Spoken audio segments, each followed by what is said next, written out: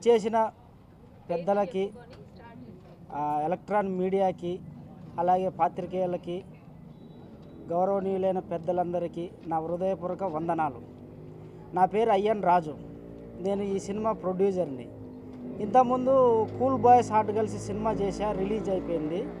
Present ఒక 2 సినిమాలు రిలీజ్కి ఉన్నాయి, భీమిలీ బీచ్ అండ్ గని. ఇది ప్రొడక్షన్ 4 బావా మర్దళ్ళు.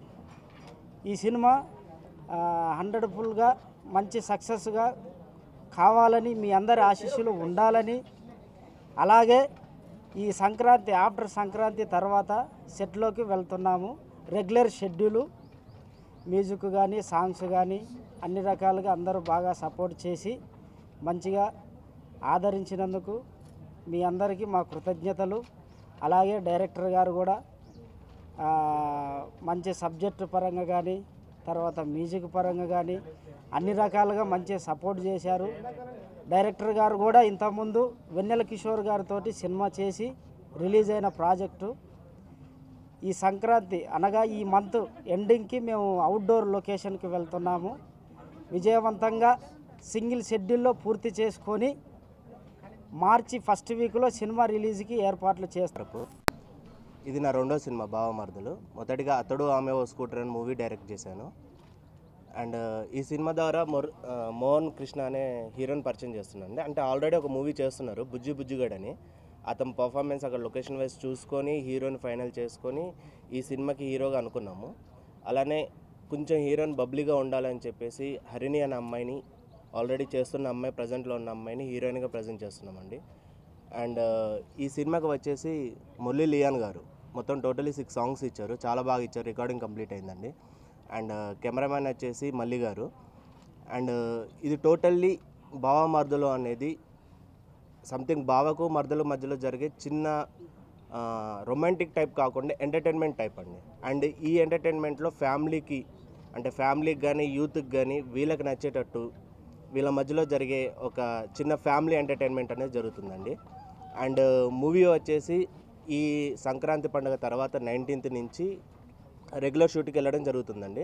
19th to 13th వరకు, ఫిబ్రవరి 13th వరకు ఫస్ట్ షెడ్యూల్ నడుస్తుంది. అండ్ ఆఫ్టర్ 13th తర్వాత మనకు 23rd నుంచి 6th వరకు సెకండ్ షెడ్యూల్తో కంప్లీట్ చేసుకొని ఏప్రిల్ టైంలో మూవీని బయటకు తీసుకురావాలని ప్లాన్ చేసుకుంటున్నామండి. అండ్ మీడియా సహోదరులందరికీ నా కృతజ్ఞతలు.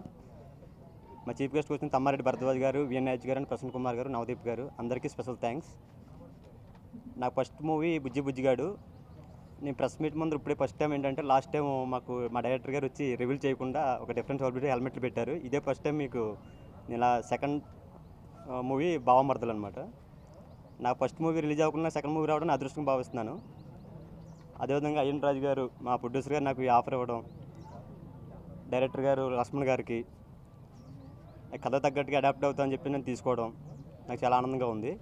రియల్గా నాకు మరదలు లేదు. ఈ సినిమా ద్వారా బావా మరదలు, ఆ మరదల యొక్క ఫీలింగ్ని ఈ సినిమా ద్వారా నేను పొందుతాను.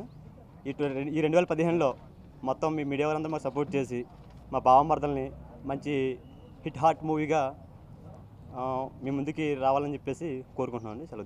చాలా సినిమాలు చేశాను ఇంతకుముందు. డైరెక్టర్ గారు మంచి అవకాశం ఇచ్చారు నాకు ఈ సినిమాలో.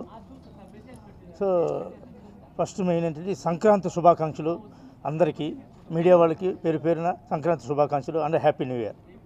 దీంట్లో ప్రధానంగా ఒక మంచి డైలాగ్స్ ఉంటాయండి.